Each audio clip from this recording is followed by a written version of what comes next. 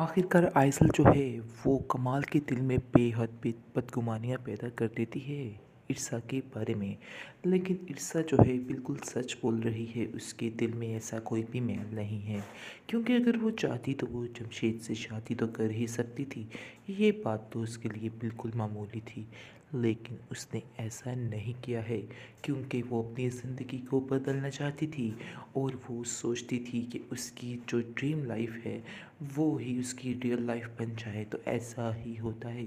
इसके बाद अब देखेंगे कि काफ़ी ज़्यादा परेशानी की हालत में वो कमाल से कहती है कि आप मेरे माज़ी के बारे में कुछ भी नहीं जानते हैं। मैंने अपनी ज़िंदगी बहुत ही मुश्किलात में गुजारी है, लेकिन मैंने सच्चे दिल से इस रिश्ते को निभाने की कोशिश भी की है। इस बात का आपको बिल्कुल भी अंदाज़ा नहीं है।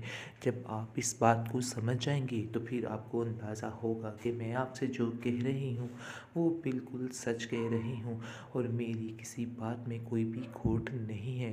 जिस पर आप देखेंगे कि कमाल खामोश हो जाएगा और उसको समझ नहीं आएगी कि आखिर हकीकत क्या है, क्योंकि उसका दिल इस बात को मानने के लिए राज़ी नहीं हो रहा है कि इर्सा कहीं पर गलत है। इसलिए वो खामोश हो जाता है और बात बात पर कुछ भी कहने के लिए तैयार नहीं होता। लेकिन उसको इस बात का अफसोस है कि जमशेद उससे प्यार करता था और उसने ये बात उससे छुपा के रखी है। लेकिन कहीं ना कहीं वो समझ जाता है कि इसमें इर्सा की कोई भी गलती नहीं है, क्योंकि अगर इर्सा की गलती होती तो आज इर्सा उसके साथ हो सकती थी। इर्सा ने चुना है तो सिर्फ कमाल को ही चुना है। ये बात कमाल के दिमाग को बार बार हिला कर रख देती है और हकीकत भी इसी तरह की है। आप देखेंगे कि जो कमाल है वो पहले तो काफ़ी ज़्यादा डिस्टर्ब होता है, लेकिन उसके बाद उसकी दादी जान यानी कि फूफो जान आ जाती हैं, आइज़ल की दादी जान आ जाती हैं। और जैसे ही वो ये सारा माजरा सुनती हैं तो काफ़ी ज़्यादा परेशान होती हैं और कहती हैं कि बेटा तुम किन चक्करों में पड़ चुके हो, तुम्हें समझ नहीं आ रही है कि ये लड़की तुम्हारे लायक ही है। क्योंकि मैं जानती हूँ कि इस लड़की में कोई भी खोट कोई भी बनावट नहीं है। अगर इसमें कोई भी बनावट होती तो मैं तुम्हें पहले ही इस चीज़ के बारे में आगाह कर देती। लेकिन मुझे पता है कि ये लड़की तुम्हारे लिए बेस्ट है, इसलिए तुम्हें परेशान नहीं होना है।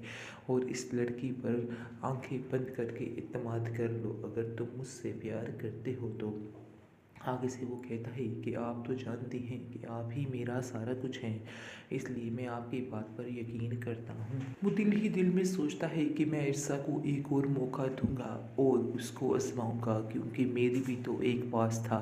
तो क्या मैं इस पास्ट को भूल सका हूँ या अपनी बीवी को पहली को भूल सकता हूँ? नहीं भूल सकता।